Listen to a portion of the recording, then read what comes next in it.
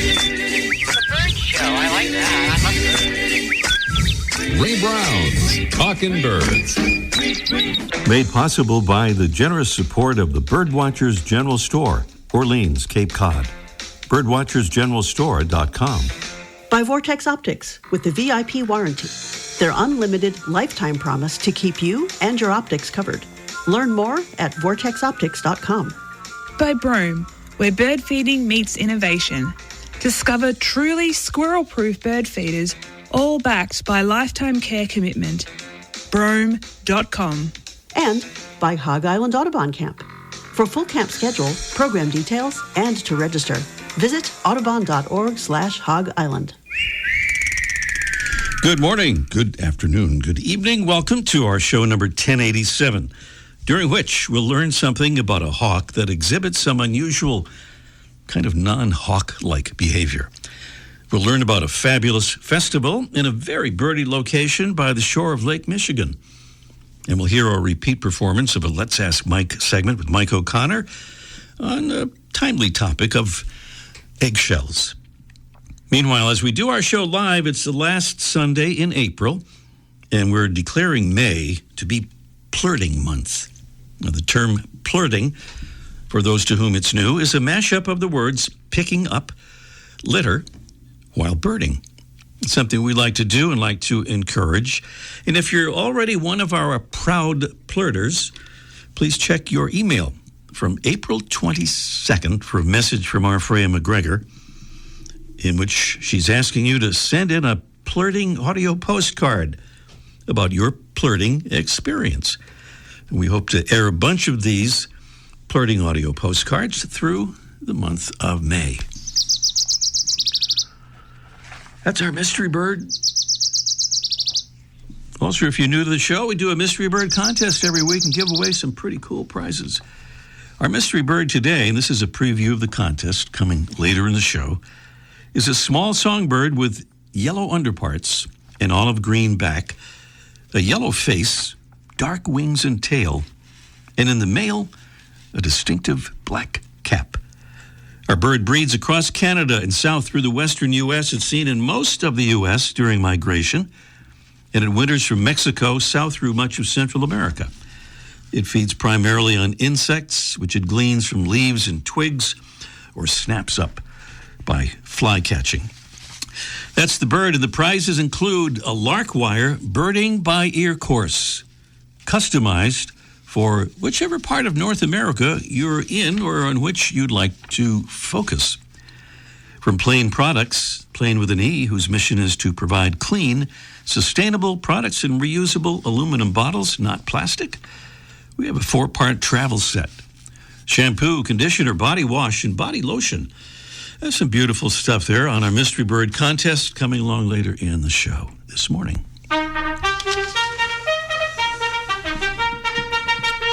We are very fortunate to have another Talking Birds ambassador to thank for signing up and becoming part of the ambassadors family, getting the word out about our show and about birds and conservation. And thank you to Jackson K. from Brockton, Massachusetts. He says, I was at the Vins Center in Vermont, and I'm now inspired to know more. I can understand that. That is a great place, Vins, the Vermont Institute of Natural Science. Thank you, Jackson. Meanwhile, here's another Talking Birds ambassador with some ambassadorial thoughts. Hi, my name is Tama Watts, and I'm calling from San Marcos, California. I decided to become a Talking Birds ambassador because I'm passionate about birds. I love the show, and I wanted to share that passion. I really encourage listeners to become ambassadors because it's another opportunity to share your love and passion and appreciation for birds, for Talking Birds. Thank you so much, Tama, for those words. Our ambassador program here is something that is very special to us. It really does help us get the word out about what we're trying to do, and that is to spread the word about birds and birding, nature and conservation. To become an ambassador, really easy. Just go to our website, talkingbirds.com, talkingbirds.com. There's no G in talking. That's right. And right at the top of the page, you'll see a tab there that says Get Involved. So if you just click on that tab, you'll see how easy it is to sign up, and it's very easy to be an ambassador. We send you a bunch of cards. You hand them out to friends at your leisure. Well, still to come today, we'll talk with Indiana Audubon's Sam Warren about the upcoming Indiana Dunes Birding Festival in May. It promises to be a great one. Also today, we'll get some good eggshell talk from Mike O'Connor in our Let's Ask Mike, almost live from the archive segment.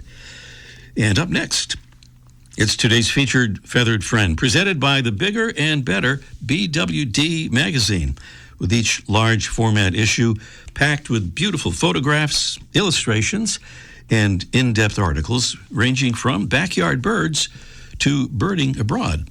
Experience birds up close with BWD at bwdmagazine.com.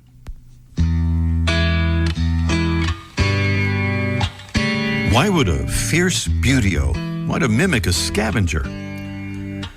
Well, in the case of today's featured feathered friend, the zone-tailed hawk, it may start with the fact that it bears a resemblance to the turkey vulture, with its similar dihedral wing posture, wings held in a shallow V shape in flight, along with the lightly barred flight feathers that create a wing pattern also similar to that of the turkey vulture.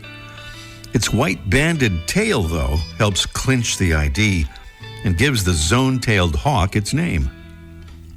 The zone-tailed hawk also behaves like a turkey vulture, often rocking back and forth when soaring, just like the vulture does, and even roosting with turkey vultures.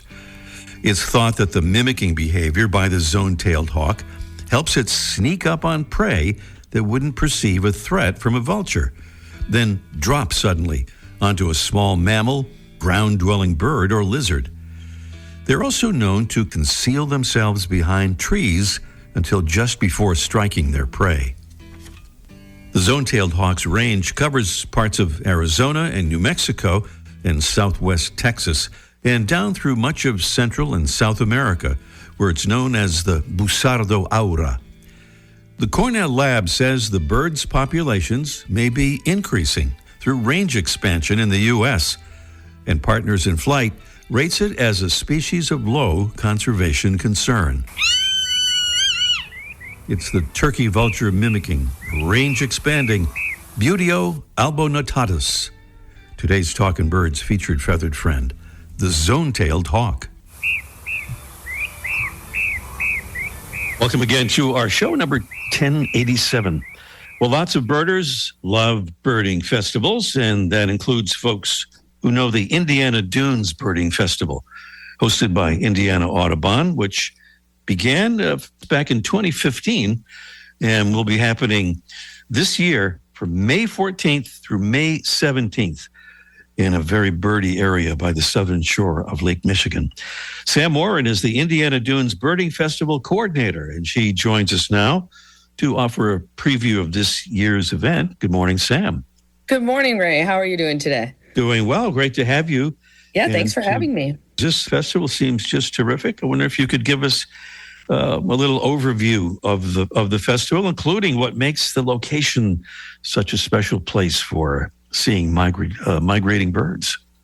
Yeah, absolutely. So our festival, like you mentioned, is this year from May 14th through 17th. And we are located in either Chesterton or Porter, Indiana, whichever one comes up on your Google Maps, and which is about an hour east of Chicago. So most people can easily access us through any of the Chicago airports.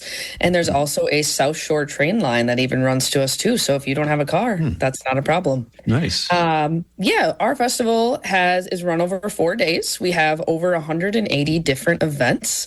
So we have a lot going on, both morning, afternoon, and evening tours, as well as socials, daily headliners. We have a Friday Birds and Brew event, which is always a crowd favorite, where we get specialty brews, specialty beers, and cider and wine brewed from our local businesses. And we have Thursday's social event hosted by Audubon Great Lakes, and then a keynote event as well on Saturday. So kind of your typical, but what's not typical about us is because we're so close to Chicago, we are almost located in an urban area, and we're on the South Shore of Lake Michigan. But the Indiana Dunes is a national park, and there's a state park within the national park. So we're hosted on, we're one of the only birding festivals that's hosted on a national park site. And we, because of the southern tip of Lake Michigan, in the spring, we have what's called the funnel effect, where all the birds are coming up and they kind of stop in that southern shore to get a break before either crossing over or mostly going around the lake. So we can get upward over 200 species at the festival, and over 30 warblers, 30 different species of warblers too. So lots of people coming for the warblers or those eastern birds in one spot. Yeah, it's tough for the birds, but great for the birders. Yes, exactly. That circumstance. Yep. And some great speakers, too, including your keynote presenter, Dr. Francie Cuthbert. She's kind of a real bird hero, isn't she? Yes. We're super excited to have her this year. So that is our Saturday keynote dinner event. And she is actually almost, they call her sort of the mother of the Great Lakes piping plover. She kind of spearheaded the Great Lakes piping plover research program. People didn't even think that there was a population of them back in the day. And she said, oh, there is. And she led her students to find them, and she came up with really the piping plover, the Great Lakes piping plover recovery program, and helped come up with the captive rearing of the chicks as well. And now, so when you hear about, Monty and Rose in Chicago, those famous Great Lakes piping plovers, she was the one that really kicked that all off. So we're really excited to have her, especially in that area where they have been seen too. Well, our own Freya McGregor is going to be a speaker as well. We want to give her a little plug. She'll be talking about adventures of a disabled birder seeking accessible birding experiences across the U.S. Yes. So we're really excited to have Freya this year. I actually met her at the San Diego Birding Festival one year, and we really enjoyed what she, her story and her mission and what she was doing to make birding more accessible for folks. So she's going to be our headline speaker on Saturday, May 16th, and all of our headline speakers are at noon each day. So that's included with the festival pass if you register. And we're really excited. She's also going to be leading a few of our inclusive birding field trips. So she'll be leading 2 accessible or wheelchair-friendly birding field trips on Thursday and Friday, I believe. And then we also have a few other inclusive birding trips that I wanted to mention here, Ray, if you don't mind. Sure. That we have really started growing.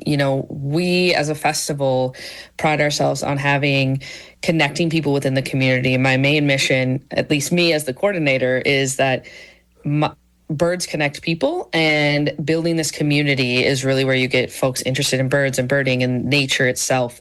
And so we want to be more inclusive. And so in the past couple of years, we have grown our BIPOC birding field trips, our LGBTQ trips. We have a couple bilingual English-Spanish trips, and then our accessible trips and some women's only trips as well. So we're really excited about that. They do fill up quickly, which is awesome. But just giving those folks that space to come birding and where they feel comfortable to connect with the community as well.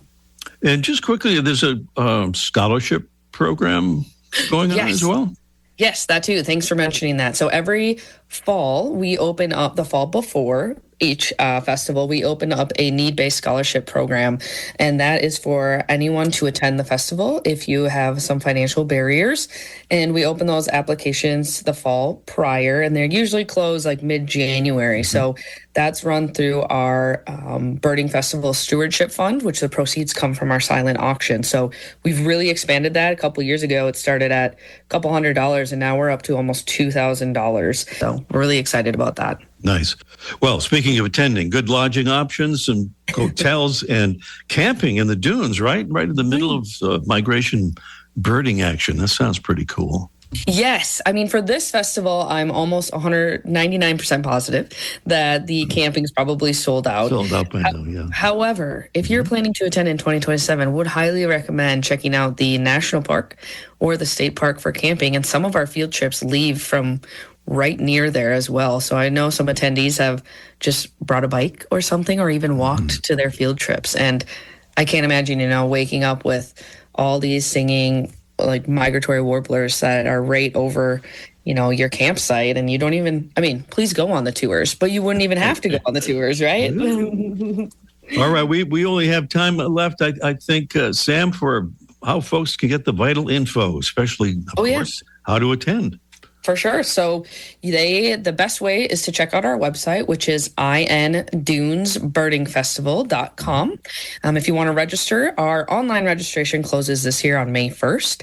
If you're looking at 2027, definitely keep us in mind. Registration always opens on March 1st for Indiana Audubon members, or March 3rd for the general public. So check that area out. I know there's some field trips that have some availability, or if you're in the area and you want to walk in and see if there's anything open, some people do change their schedule. So just checking us out, again, looking up the Indiana Dunes National Park, and the Dunes Visitor Center is where we're headquartered. So I'd also follow along on our Facebook pages as well.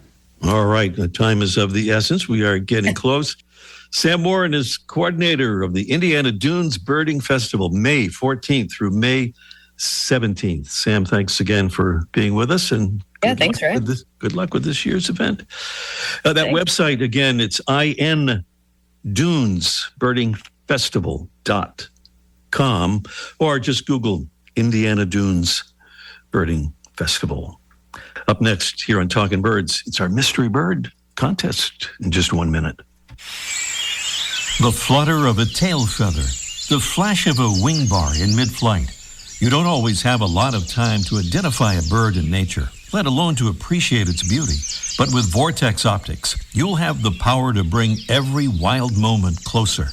When you choose Vortex, you're choosing to have a partner in the field as passionate about nature as you are. Whether you're spotting old friends on the backyard feeder or packing for a once-in-a-lifetime trip to add a few species to your life list, Vortex offers a full range of optics and optics accessories for every birder and every budget. And whether the birds are taking you to another state or another country, you're always covered by the Vortex VIP warranty, an unlimited lifetime promise to keep you and your optic covered. If you'd like to learn more, or if you need help choosing your next optic, give Vortex a call at 1-800-4VORTEX or visit vortexoptics.com. It's our mystery bird contest, which is what? Well, it's a contest that we do every week here on the show, in which we give away some great prizes and give some clues so you might know what the bird is, and call in and maybe win those prizes. The first caller with the correct answer wins the prizes. As always, if we don't get a correct answer, which happens once in a while, we'll award the prize nonetheless and try to remember the identity of the bird when we complete the contest. But the main thing is to give us a call and tell us what you think the bird is. And the number to call is 781-837-4900. Once again, that's 781-837-4900. Our mystery bird is a small songbird with yellow underparts and olive green back, a yellow face, dark wings and tail, and in the male, distinctive black cap. Pretty diagnostic, I think, right there. Our bird breeds across Canada and south through the western U.S. It's seen in most of the U.S. during migration, and it winters from Mexico south through much of Central America. It feeds primarily on insects, which it gleans from leaves and twigs or snaps up by fly catching.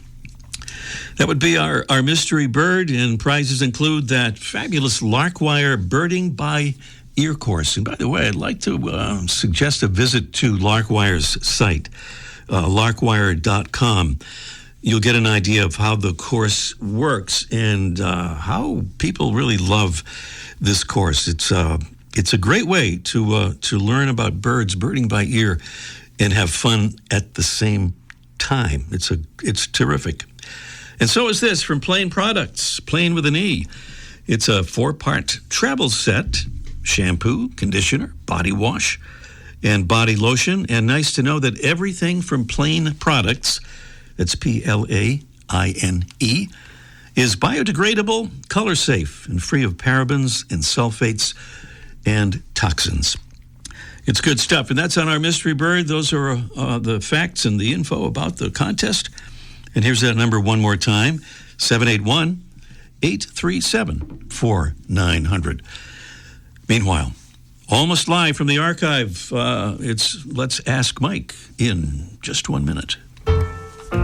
Squirrels have one mission in life: eat your birdseed. They hang, they swing, they stretch, climb, and plot their next move. For squirrels, your bird feeder is the ultimate prize. But now, they've finally met their match. Introducing the Squirrel Buster Evolution. When a squirrel climbs onto the feeder, its own weight automatically closes access to the seed, stopping the theft instantly while birds continue to feed comfortably. No batteries, no tricks, no complicated setup. Just smart, proven squirrel-proof technology that works day after day, season after season. That's why the Squirrel Buster Evolution was named Best New Birding Product of 2025 by the Wild Bird Feeding Institute. So let the birds enjoy the feast, and let the squirrels keep trying. Look for the Squirrel Buster Evolution at brome.com or at your local bird shop. Well, we know that eggs are expensive these days, but are egg shells also expensive? That's one of the questions that Mike O'Connor may not be able to answer, but he can enlighten us about another eggshell-related topic, and I believe he's about to do so right about now. Good morning, Mike. Did I just hear your Uncle Ralph at the studio? Uncle Ralph, he's singing. There he is again. There he is. All right, Ralph, that's enough. Okay, that was... He stops every once in a while, yeah. Yeah, there is. The price of eggs, I guess they got so high. I see people in the neighborhood outside with baskets looking under bushes and stuff for eggs today. We're serving colored eggs for breakfast here. This is really nice. You know, people are swapping, I understand, for Easter, swapping eggs for substituting marshmallows. And they, color the marshmallows. That's not a bad idea. Instead of the eggs, yeah. I tried egg beaters. They didn't work. No, that's a different... That gets kind of messy. That was messy. Yeah. But we're talking about egg shells, particularly. Egg shells, yeah. Right. Certain times of year, especially in the spring, birds need to, especially the females, need to bring up their calcium content. And in certain areas, they usually get it from grit. They get it from the soil, from their diet. But in certain areas, especially the Northeast, where acid rain has been an issue, the soil has been depleted because of the acid rain. So birds go to alternative sources, and we've seen birds eating chips of paint or cement, or even ashes from fireplaces and barbecues and things, trying to supplement that. And so what some people do, and some people who want to do a little bit of adventurous, they take their eggshells, perhaps after Easter, and they have got some eggs that have been taken care of properly, that have been refrigerated, even if they've been boiled and used, but they haven't been out all night.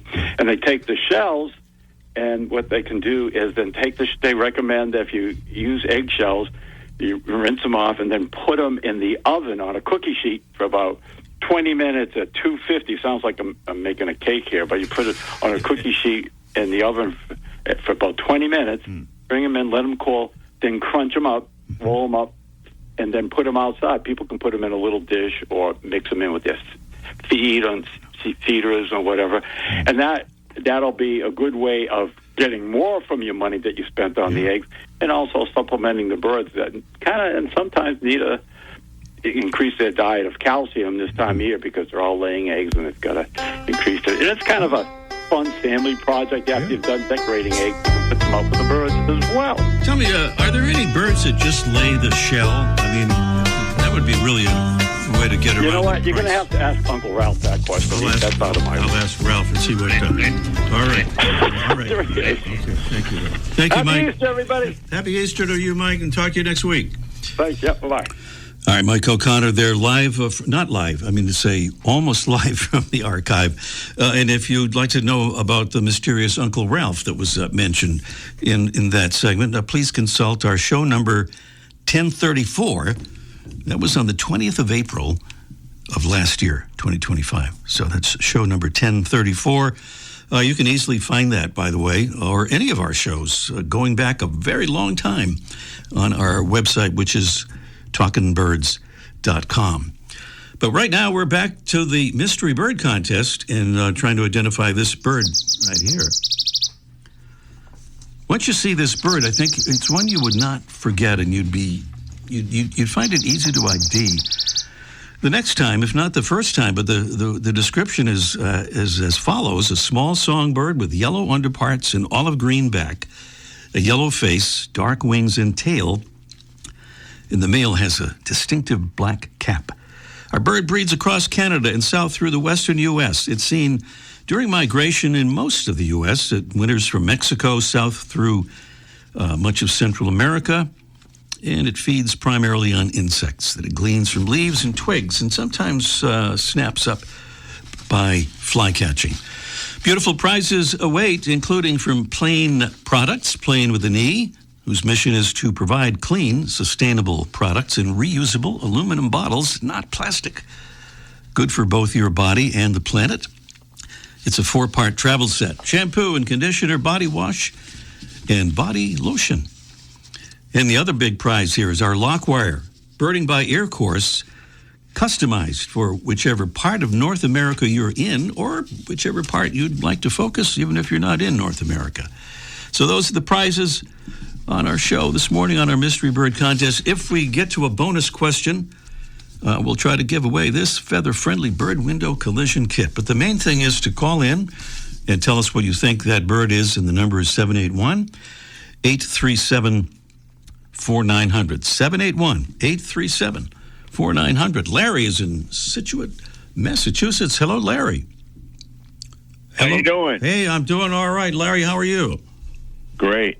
All right, good to know. And you've heard the stuff about the mystery bird and all that, Larry. What do you say about that?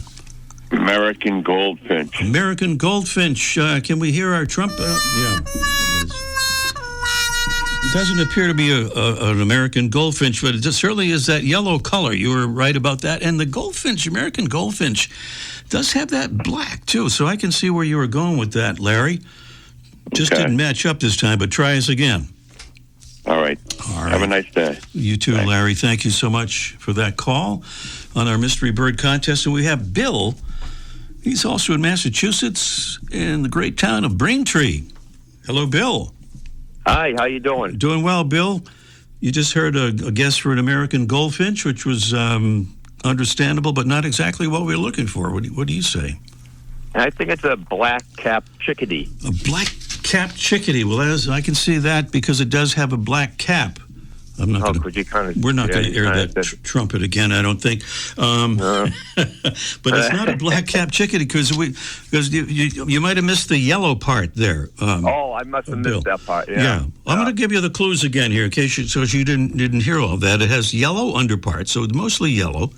Has an olive green back, a yellow face, dark wings and tail, and that distinctive black cap on the male. It looks like a little beret right on top. Yeah. There. And this is a bird that, winters in the tropics, comes up to North America in the spring. Does that help? Well, the guy already said a goldfinch, didn't he? Yeah, we had the goldfinch. Yeah, that wasn't it. This is, yeah. That was, yeah. So, geez, I'm blanking on it right now. You kind of emphasized the cap, so I think that's pretty obvious, but I guess it's not that. Well, you're trying so hard for that, Bill, that we're going to declare you the winner in any case here. Because that's nice. Thank you. Sure. The bird is the Wilson's warbler.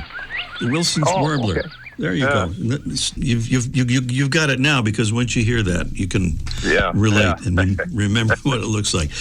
All right, Bill, listen, stay on the line. We'll get your info and send you those nice prizes. Oh, great. Thank you. Thanks so much for calling. Okay, the Wilson's warbler, our mystery bird, and wow, we are really out of time here. Thank you so much for listening. Flirting month in May. See you next week. Ray Brown's Talking Birds. Made possible by the generous support of the Birdwatchers General Store, Orleans, Cape Cod. Birdwatchersgeneralstore.com. By Vortex Optics with the VIP warranty. Their unlimited lifetime promise to keep you and your optics covered. Learn more at vortexoptics.com. By Brome, where bird feeding meets innovation. Discover truly squirrel-proof bird feeders, all backed by lifetime care commitment. Brome.com. And by Hog Island Audubon Camp. For full camp schedule, program details, and to register, visit audubon.org/Hog Island.